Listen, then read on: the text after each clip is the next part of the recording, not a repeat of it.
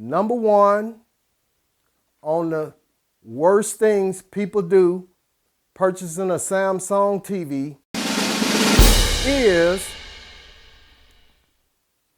not protecting your valuable investment with a surge suppressor.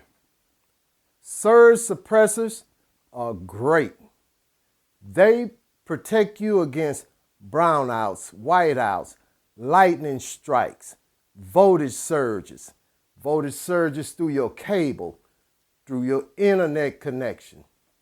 They work. We've sold them to our customers.